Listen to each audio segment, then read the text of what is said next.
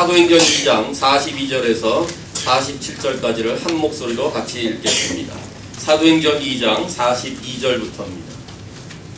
사람들은 사도들의 가르침을 받으며 서로 교제하고 빵을 나누어 먹고 기도하는 일에 힘썼습니다. 사도들을 통해 많은 기적과 표적이 나타났습니다. 그러자 모든 사람들에게 두려운 마음이 생겼습니다. 믿는 사람들은 다 함께 모여 모든 물건을 공동으로 사용하며 살아갔습니다. 그들은 재산과 모든 소유를 팔아서 필요한 사람들에게 나누어 주었습니다.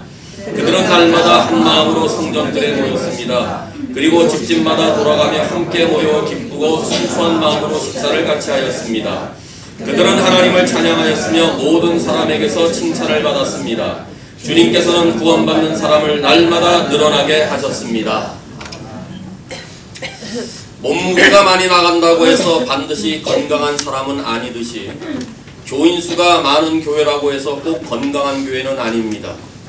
큰 집을 소유하며 남 부럽지 않는 삶을 산다고 해서 다 건강한 사람이 한 가족에 모여 있다고 볼 수 없듯이 큰 교회 건물과 다양한 프로그램이 있다고 해서 언제나 건강한 교회는 아닙니다. 교회의 건강은 교인 수에 비례하지 않습니다. 교회의 생명력은 교회 크기에 달려있지 않습니다.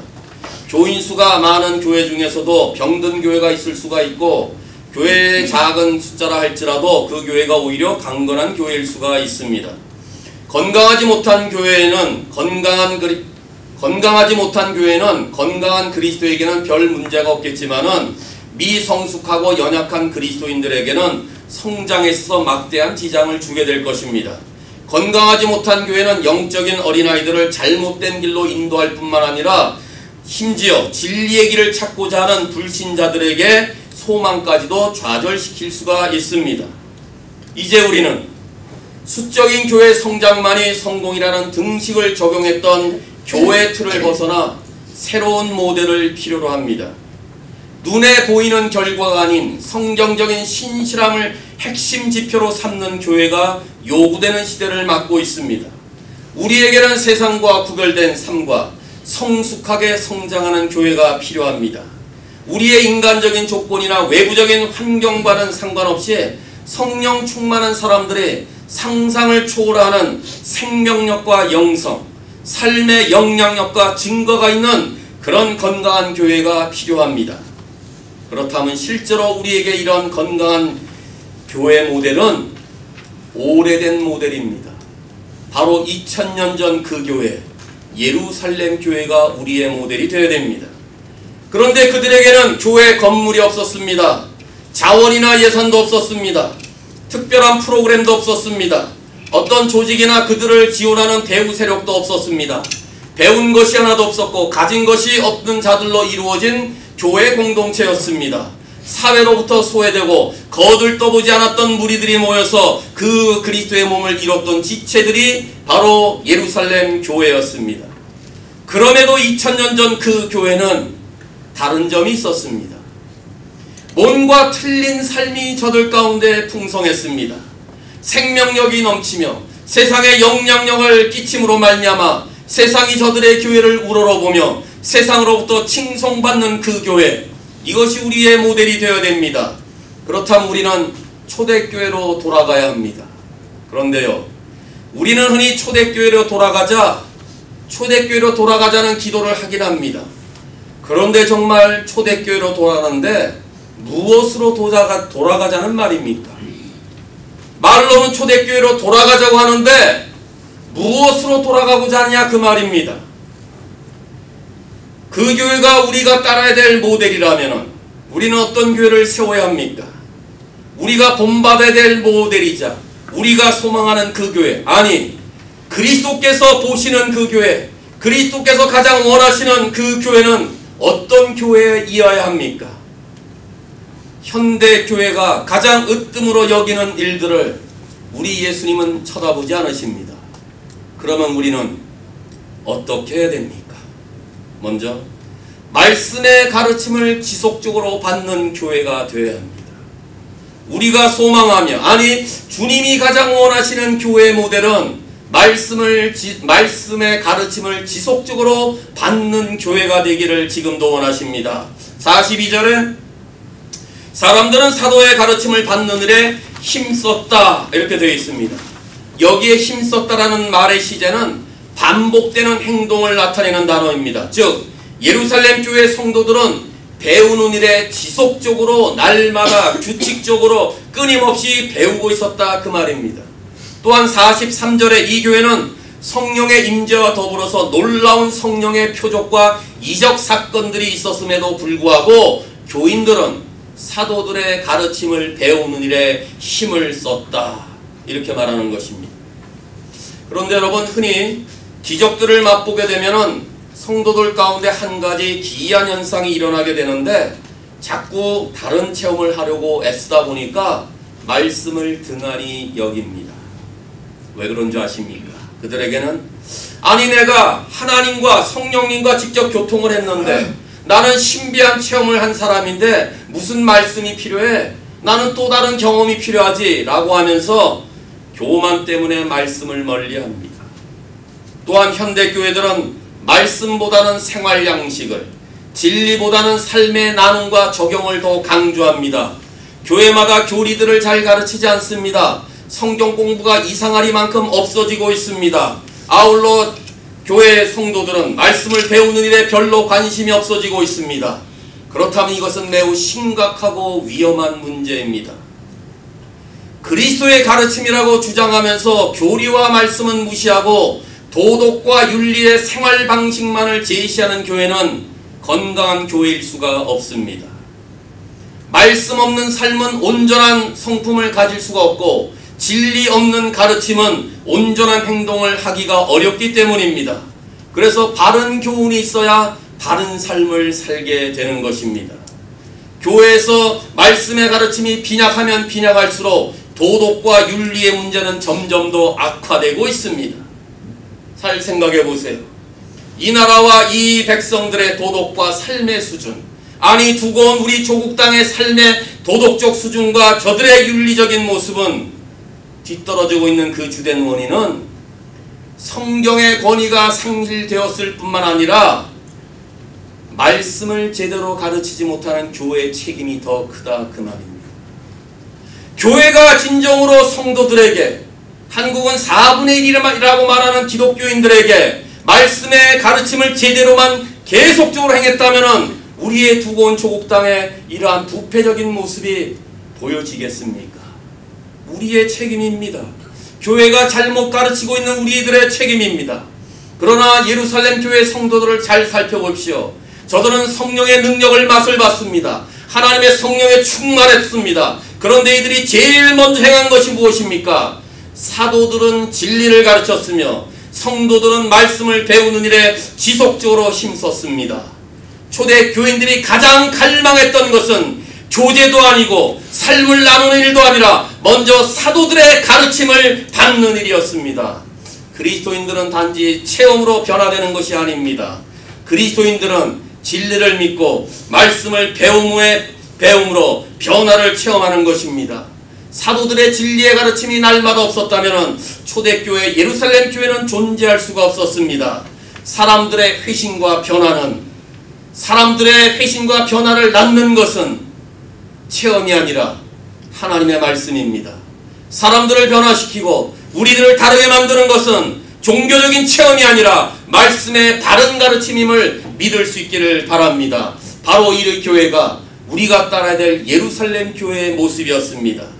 그렇다면 왜 우리의 교회가 하나님의 진리의 말씀을 날마다 받고 이 가르침을 갈망하며 소망해야 됩니까?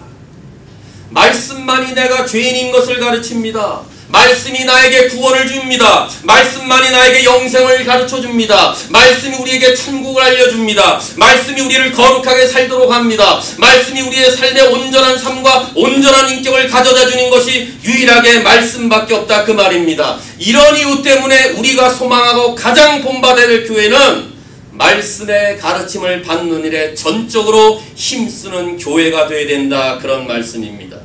그러므로 말씀을 배우려고 하는 열의가 뛰어난 교회야말로 가장 건강한 교회가 아니겠습니까? 그래서 먼저 믿은 자들이 하나님의 말씀을 열심히 성취하는 것과 진리를 사모하는 열정과 그 가르침대로 사는 삶을 보여줌으로 말미암아 다른 모든 지체들에게 또 오고 있을 우리 지체들에게 말씀의 가르침을 잘 받도록 하는 그런 지체와 교회가 건강한 교회입니다. 마치 베드로전서 2장 2절에서 말씀하시는 대로 갓난아이가 젖을 찾듯이 순결한 말씀을 찾는 그 모습이 우리의 모습이 되어야 되는데, 이것은 하나님의 말씀을 대하는 태도가 어떠해야 되는지를 가르쳐 줍니다. 그것은 갓난아이가 내가 먹지 않으면 배고파서 죽겠다는 그 심정으로 어머니의 젖을 움켜쥐고 젖병을 움켜쥐듯이 우리 모두가 하나님의 순전한 말씀을 움켜쥐듯이 간절하게 말씀을 사모해야 된다 그 말입니다. 아이가 왜 젖을 그렇게 찾습니까? 생명을 유지하기 위해서 아니겠습니까? 마찬가지입니다. 우리의 영의 생명을 유지하기 위해서는 어떻게 됩니까? 하나님의 진리의 말씀을 날마다 먹어야 됩니다. 신령한 젖인 하나님의 말씀을 대하지 않고서는 우리는 자랄 수가 없습니다. 그러니 말씀을 떠난 성장이란 결코 있을 수가 없다 그 말입니다. 여러분은 오늘 이날까지 어떻게 성장하셨습니까? 알게 모르게 나왔을 때부터 이날까지 육의 양식을 세끼 꼬박꼬박 먹었기 때문에 오늘 이런 건강한 모습으로 이 자리에 있지 않겠습니까? 육의 모습도 이렇게 먹어야 건강해서 오늘 이 자리에 있는 것이라면 우리가 하나님께 가까이 나가며 그리스도의 장성한 분량에게 자라기 위해서는 날마다 영의 양식인 신령한 젖인 하나님의 말씀을 사모하고 이 말씀을 날마다 먹어야 우린 성장할 수 있다 그 말입니다. 성장뿐만 아니라 그리스도의 모습을 닮아가기 위해서라도 말씀의 가르침을 받는 일에 힘쓰는 여러분 될 수 있기를 바랍니다. 성경의 지식으로 머리만 채우는 것이 아니라 내 삶의 변화를 위해서, 내 삶의 진정한 달라짐을 위해서 말씀을 날마다 먹을 수 있기를 바랍니다. 생각해 보십시오. 거룩한 말씀 하나만 있으면 더 바랄 것이 없지 않습니까? 우리의 영을 살찌게 하는데, 우리의 삶의 모습을 다르게 만드는데, 우리의 인격을 전적으로 다른 삶으로 만드는데 그것이 거룩한 말씀이라고 인정하신다면 우리에게 정작 필요한 것은 순전한 하나님의 말씀 그 하나만으로 충분하지 않느냐 그 말 아니겠습니까? 그러므로 순전한 말씀을 바르게 가르치는 데 힘을 쓰며 또한 진리의 말씀을 받아들이고자 하는 열망이 솟구치는 교회, 교인, 그래서 그 말씀대로 바르게 성장하는 성숙하는 교회야말로 우리가 꿈꿔야 될 건강한 교회입니다. 그러므로 우리 모두가 영원히 변치 않는 하나님의 말씀의 가르침을 받는 일에 힘쓰는 교회가 될 것을 늘 소망할 수 있기를 바랍니다. 우리는 또다시 어떤 교회를 소망하며 주님 보시기에 어떤 교회를 세워야 합니까? 두 번째로 사랑을 진정으로 나누는 교회가 되어야 됩니다. 사랑을 진정으로 나눠야 됩니다. 42절에 후반절에 이 교회는 서로 교제했다. 이 말은 교제하기를 힘쓰는 교회였다 그 말입니다. 말씀이 하나님과 인간과의 관계를 세워준다면 교제는 인간과 인간 사이의 관계를 세워줍니다. 그런데 예루살렘 교회는 모든 성도들이 각각 학력과 출신 지역과 성격과 지적 능력과 신분과 직업이 모두가 다 달랐습니다. 자라난 환경과 저들이 갖고 있었던 배경이 천차만별이었습니다. 그런데 어떻게 이런 교제가 가능했을까요? 초대교회 성도들의 교제는 하나님의 사랑과 그리스도의 은혜와 성령의 교통하심이 있는 교제, 다시 말하면 세상 사람들 가운데 없는 성삼위 하나님의 특별한 교제권이 그 교회 가운데 있었다 그 말입니다. 그들은 성도를 온전히 하나 되게 하시는 성령님의 교제 가운데 있었다 그 말입니다. 그러므로 우리가 추구해야 될 사랑의 교제는 하나님과 그리스도와 성령님이 함께하는 그런 교제가 우리가 추구해야 될 교제다 그 말입니다. 세상 사람들처럼 세상 이야기를 하고 부동산 이야기를 하고 정치 이야기를 하고 아이들의 교육 문제 이야기하고 이 집값 문제를 해야한다면 이건 세상 사람들이 하는 교제입니다. 그러나 우리의 교제에는 성삼위 하나님의 교제가 있어야 됩니다. 우리의 대화 가운데 하나님의 사랑이 날마다 충만해야 되고 우리의 대화 가운데 그리스도의 은혜가 충만해야 되고 우리의 교제 가운데는 성령의 교통하심의 역사가 충만한 교회가 되어질 때 바로 건강한 교회가 될 수 있다 그 말 아니겠습니까? 그런데 이렇게 하나 되는 성령의 교제의 의미를 잘 풀어놓은 것이 44절과 45절입니다. 볼까요? 그들은 재산과 모든 믿는 사람들은 다 함께 모여 모든 물건들을 공동으로 사용하며 살아갔다라는 표현을 44절과 45절에서 말합니다.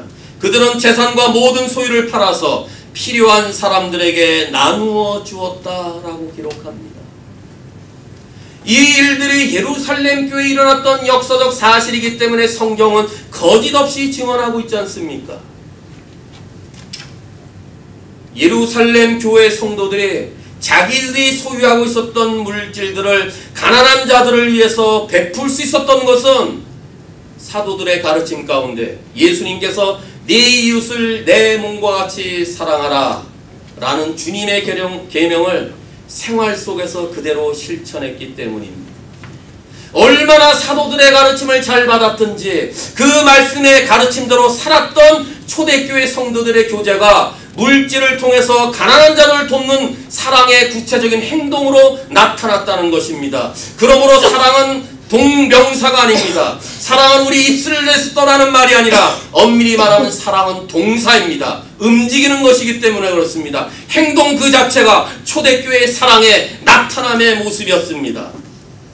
사도행전을 잘 읽어보시면 사도행전에는 사랑이란 단어가 한마디도 사용되지 않고 있는데 놀라운 사랑의 나눔의 공동체가 사도행전 28장까지 이어지고 있는 것은 참으로 놀라운 사실 아니겠어요? 왜요? 사도들의 가르침에 철저하게 순종했던 자들의 모습은 사랑하라! 서로 사랑하라! 이웃을 돌봐라! 이렇게 말을 하지 않더라도 계명에 철저하게 순종한 저들의 행동은 사랑으로 그렇게 나타났다는 것입니다. 이것이 저들이 가지고 있었던 독특한 교제권이었으며 이 교제권은 사랑의 나눔으로 표현된 행동으로 나타났다는 것입니다. 그렇다고 초대교회가 공산주의처럼 경제적 평등을 주장한 것도 아니며 사유재산을 폐지한 것도 절대 아니었습니다. 모든 교인들이 그렇다고 모든 것을 다 교회 가지고 나서 바친 것도 아닙니다. 소유의 나눔은 강제적이 아니라 자발적으로 이루어진 사랑의 행동이었습니다. 이 사랑은 그들이 가난한 자들을 돕기 위하여 필요가 있을 때마다 자기의 소유물들을 팔아서 도왔다고 말하는 것이 한 번에 다 팔아서 가져왔다고 쓰여지지 않고 있습니다. 필요할 때마다 우리의 도움이 요구될 때마다 저들은 있는 것을 다 내려놓았다 그 말입니다. 그러니까 초대교회 공동체가 사랑으로 하나 되었다는 것은 그리스도의 몸을 이루는 지체로서 다른 지체들이 져야 될 짐을 서로 졌다는 것이고 그 짐을 지되 자원하며 기쁨으로 자기의 소유물을 팔고 나누어 줬다는 것입니다. 예루살렘 교회는 성령의 충만함이 이루어지자 그리고 말씀의 가르침을 잘 배우자 이기심과 욕심이 사라지면서 다른 사람들의 필요를 생각하고 저들에게 관심을 갖게 되었습니다.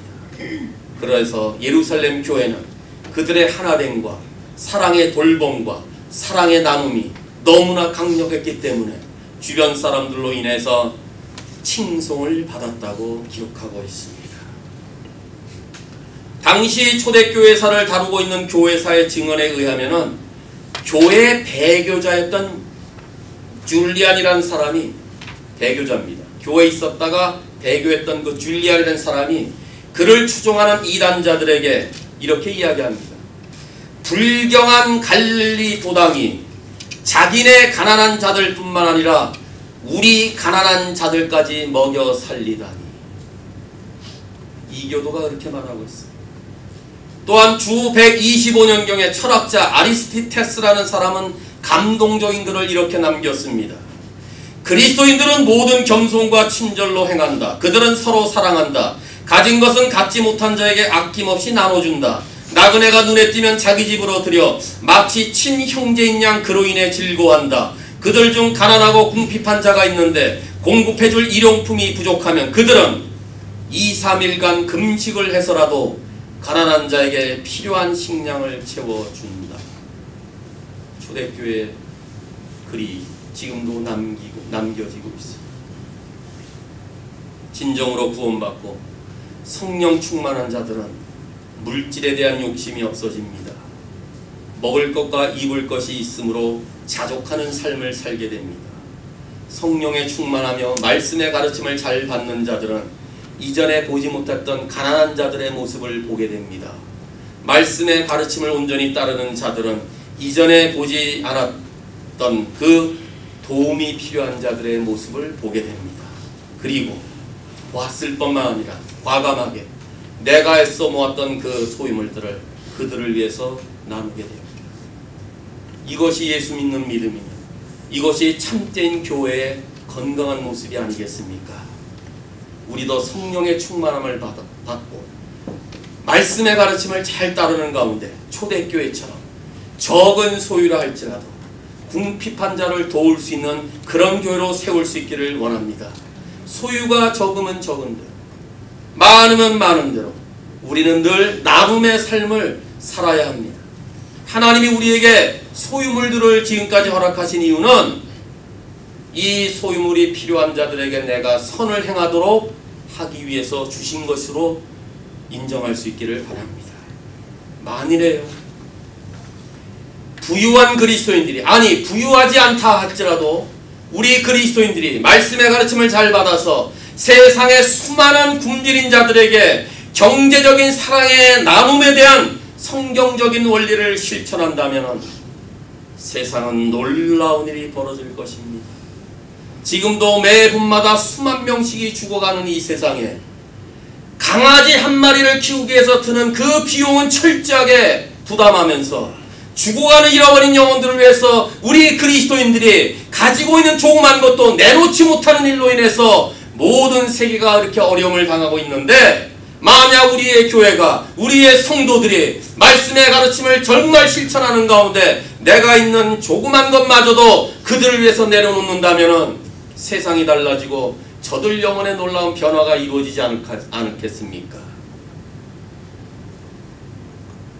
우리의 사랑의 나눔의 행동을 통하여 세상 사람들은 우리를 보고 교회를 보고 칭찬을 하게 될 것이고, 이를 통하여 잃어버린 영혼들이 주님께로 돌아오는 놀라운 역사가 이루어지게 될 것입니다. 이제 교회는 요한일서 3장 18절에서 말씀하신 대로 말과 혀로만 사랑해서는 결코 안 됩니다. 우리의 사랑에는 진실이 담겨 있어야 됩니다. 이 진실에는 행동으로 나타나는 표현이 들어가야 됩니다.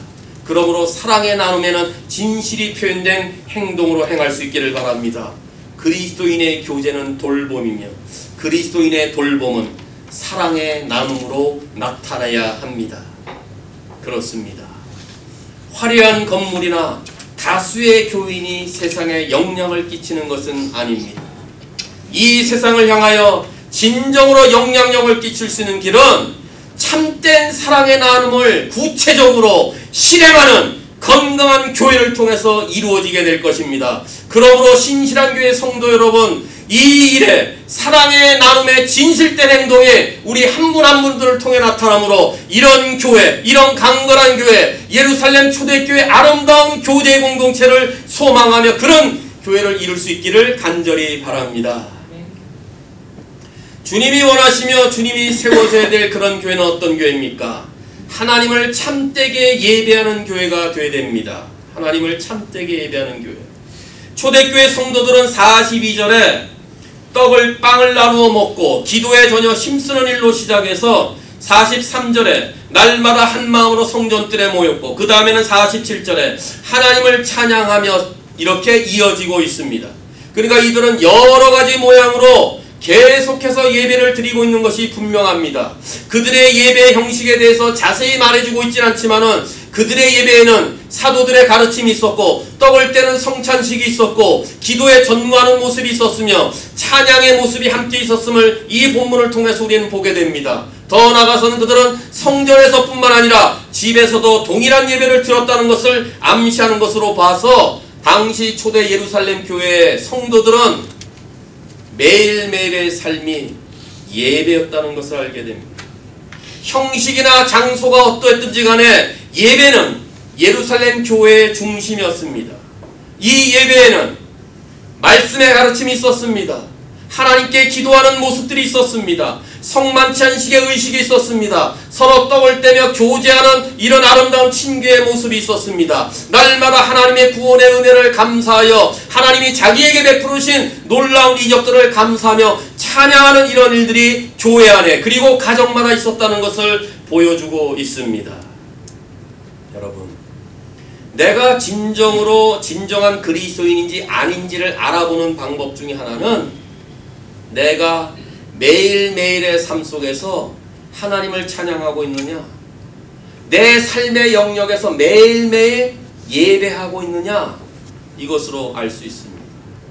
우리는 흔히 일주일에 한 번 주일에 예배 드리는 것으로 족한 삶으로 생각하고 있는데, 한 주일에 이날 와서 예배 드리는 하루가 일주일 동안의 예배자로 살기 위해서 오늘 예배 드리는 것입니다. 그러니 생각을 고치십시오. 주일 하루만이 예배가 아니라, 주일 한날 찬양하는 게 아니라, 이 찬양과 예배가 월요일부터 토요일까지 날마다 연속적으로 이어지는 예배자의 삶을 사는 그 교회가, 그런 교인들로 모인 그 교회가 강건한 교회가 된다, 그 말입니다. 마귀는 말씀에 대한 지적 열심이나 성도의 교제나 성만찬 등을 우리에게 거짓으로 심을 수가 있습니다. 그런데 마귀가 위조할 수 없는 것 딱 하나가 있습니다. 마귀는 절대로 하나님을 예배하지 못하도록 만듭니다. 마귀는 하나님을 절대로 찬양하지 못하도록 만듭니다. 어느 누구도 마귀는 하나님을 예배하거나 찬양하지 못하도록 합니다. 왜요? 마귀는 하나님을 대적하기 때문입니다. 마귀는 하나님을 미워하기 때문입니다. 그렇다면 진정한 하나님의 백성은 날마다 하나님을 예배하며 찬양하는 자들이 되어야 됩니다. 우리는 7일 동안 그 중에 하루만 예배자가 되는 것이 아니라 7일 모두 다 날마다 매일매일마다 하나님을 예배하며 찬양하는 자들이 되어야 됩니다.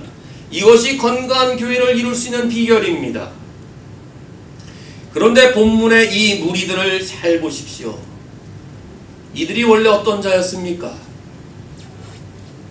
아니, 바로 얼마 전까지만 해도 예수를 십자가에 못 박아라, 예수를 십자가에 못 박아라, 예수를 대적했던 자들 아닙니까?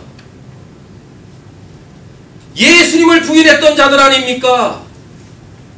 그런데 이들이 사도들의 가르침을 받게 되자, 그러면 우리가 어떻게 해야 되겠습니까? 라고 묻던 그 사람들이 지금은 하나님을 예배하고 있습니다. 왜요? 무엇 때문에요? 얼마 전까지만 해도 하나님을 대적했던 자들이, 아니 저들이 어떻게 돌변해요? 하나님을 날마다 찬양하며 날마다 가는 곳마다 주님을 예배했겠습니까? 이들은 자신 속에서 일어난 놀라운 변화가 전적으로 하나님의 은혜와 긍휼 때문이라는 사실을 가면 갈수록 날마다 깨달았기 때문에 하나님을 찬양하지 않고서는 견딜 수가 없었습니다. 이들은 날마다 하나님을 찬양하는 것이야말로 자기들 가운데 베풀으신 하나님의 구원의 역사라는 것을 날마다 인정했기 때문에 구속받은 자로서 하나님을 예배하지 않고서는 저들은 견딜 수가 없는 심정으로 성전에 모일 때도 하나님을 찬양하며 예배했으며, 흩어져서 가정에 있을지라도 일주일 내내 삶을 살면서도 구원의 하나님을 기뻐하며 순전한 마음으로 하나님을 예배했던 것입니다. 우리도 마찬가지 아니겠어요? 나 같은 죄인도 살려주신 하나님의 은혜 아십니까? 하나님을 알지도 못했던 나에게, 예수님을 대적했던 나에게, 주님과는 전혀 상관없었던 우리에게 어느 날 갑자기 하나님이 이 마음으로 말미암아 너는 내 것이라 칭하여 주시고 하나님을 아버지라고 부르며 살 수 있는 예배자로 삼아주시고, 이날까지 여기까지 오는 동안도 주의 선하신 도움의 손길과 그의 능한 손길로 붙들어 주셔서 여기까지 온 것이 정말 확신해지고 그것이 모두가 하나님의 은혜였습니다. 하나님의 인도하심이었습니다. 철저하게 고백하는 자들이라면 주일 하루만이 아니라 평생 동안 날마다 순간순간마다 매일마다 생각날 때마다 구원의 하나님을 마땅히 찬미하고 그 하나님을 예배하는 자로 세워져야 되지 않겠냐, 그 말입니다. 매일매일 예배드리는 자, 날마다 주의 구원을 찬양하는 자가 그 감격과 기쁨을 동일하게 유지하며 오늘도 나와서 그 동일한 마음으로 예배한다면 이런 교회가 강건한 교회 되고, 이런 동일한 마음을 가지고 내일부터 일주일을 사는 그 삶의 현장에서도 동일한 예배자로 세워진다면 그런 교회가 강건한 교회가 아니겠습니까? 그러므로 우리의 삶은 주일이 아닌 매일매일의 삶에 하나님께 예배드리는 예배자가 되어야 됩니다. 우리의 입술로는 날마다 하나님께 찬미의 제사를 드리는 증거가 있어야 됩니다. 우리는 가끔 주일 하루만 예배드리고 6일 동안은 예배를 잊어버리지만 하나님은 예배하는 삶을 모르는 성도들을 기뻐하지 않으십니다. 특히 찬양이 중요한 이유는 우리에게 영적인 능력이 무엇인지를 보여주기 때문입니다. 사도행전 16장에 바울과 실라가 빌립보 감옥의 문을 열 수 있었던 것은 기도와 찬송 소리였음을 잊지 않기를 바랍니다.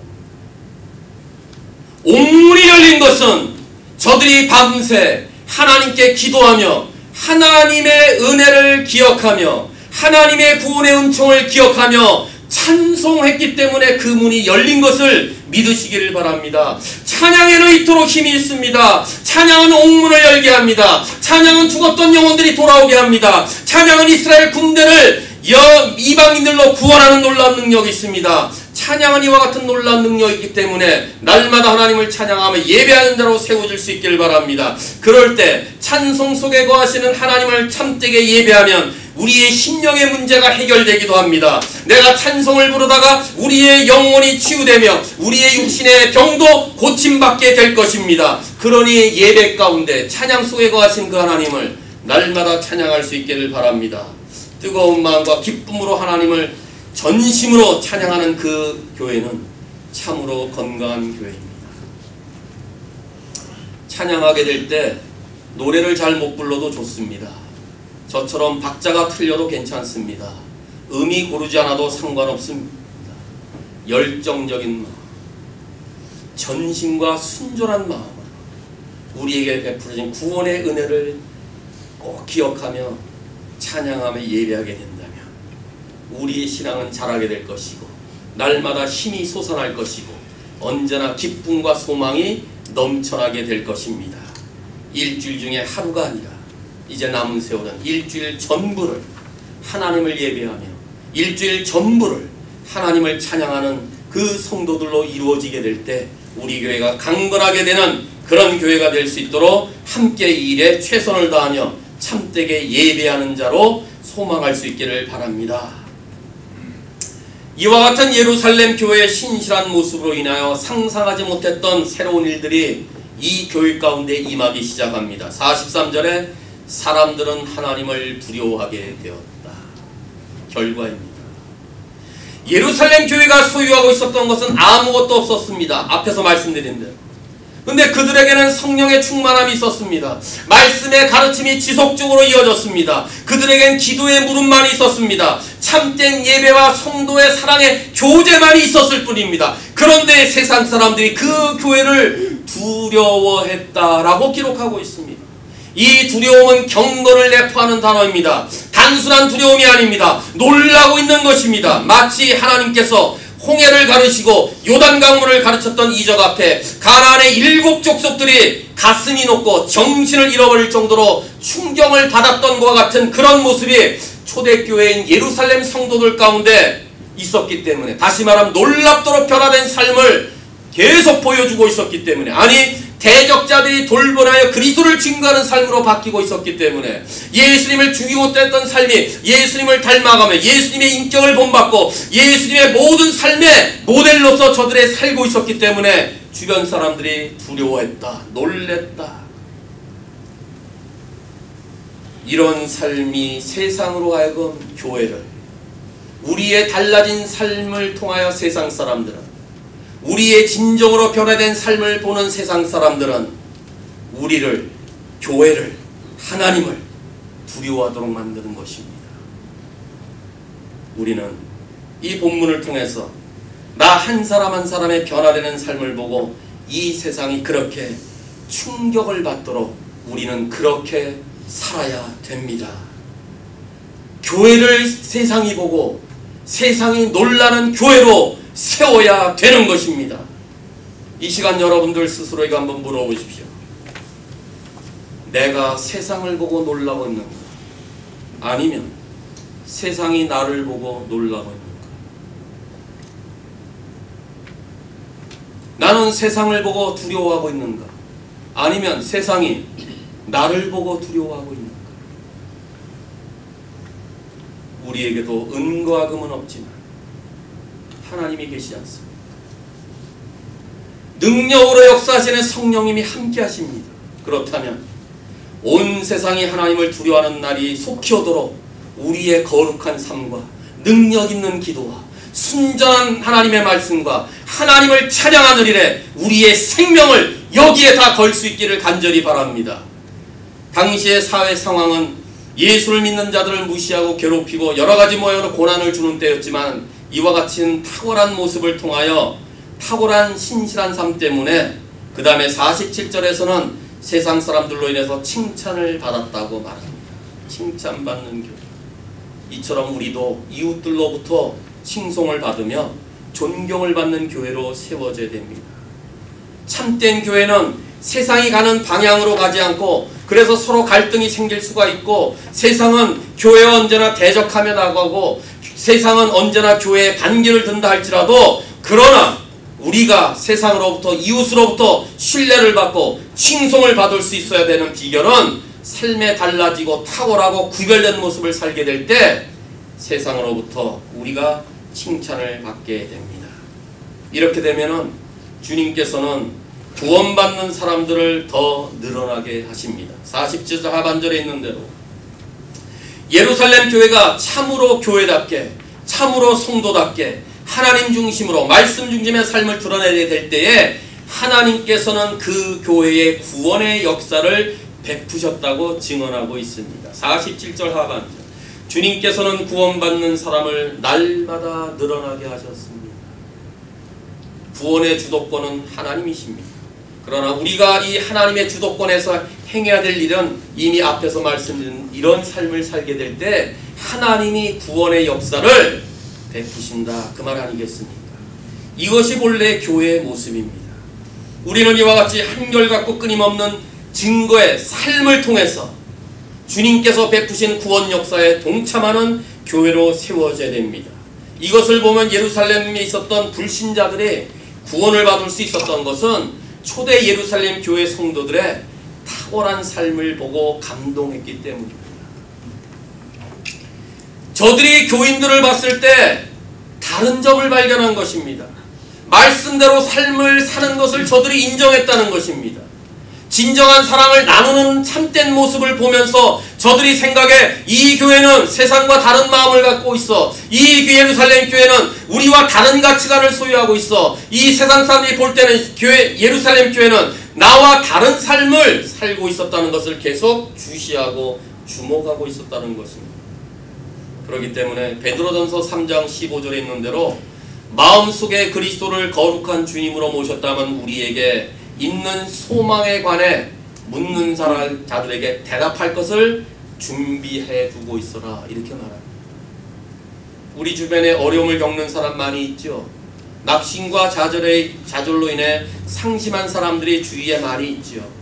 그분들이 우리를 보고 당신은 어떻게 그렇게 힘이 넘쳐? 뭐 때문에 그렇게 즐거워? 당신도 나처럼 힘든 이민자의 삶을 살고 있는데 왜 당신은 나와 달라?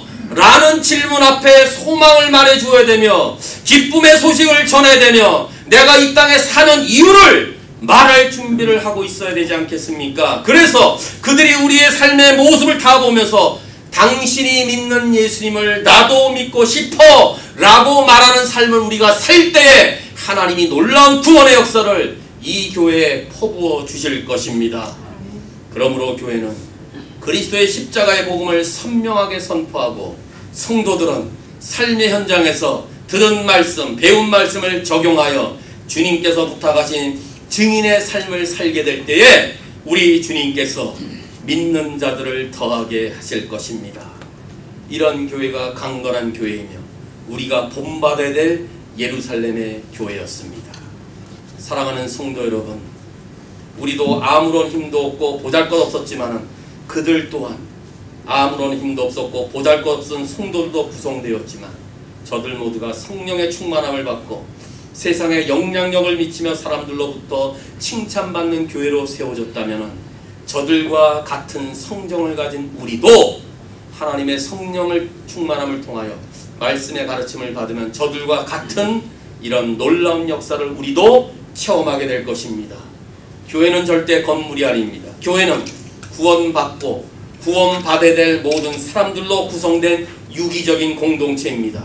이 유기적인 공동체로서 건강한 교회는 어느 한쪽에만 치우치지 아니하고 여러 가지의 교회의 모든 구성원들을 통하여 균형 있게 사역을 구비하고 있어야 됩니다. 따라서 우리는 구원받은 기쁨으로 하나님을 늘 찬미하며 진리를 쫓아 말씀의 가르침을 잘 배우며 다른 사람들을 향해서도 하나님의 사랑으로 진정으로 저들의 사랑을 나누는 데 힘쓰는 교회가 되어야 됩니다. 그리고 더 나아가서 우리의 교회는 밖으로 우리의 눈을 돌려 영혼들을 바라보되 잃어버린 영혼들에게 하나님의 신실하심을 알게 하는 생명력 넘치는 귀한 교회가 되는 일에 열중할 수 있기를 바랍니다. 바로 2000년 전 그 교회 예루살렘 교회처럼 말입니다. 이와 같은 은혜와 회복이 오늘 예배드린 우리 모두 가운데 임하기를 주님의 이름으로 축원합니다.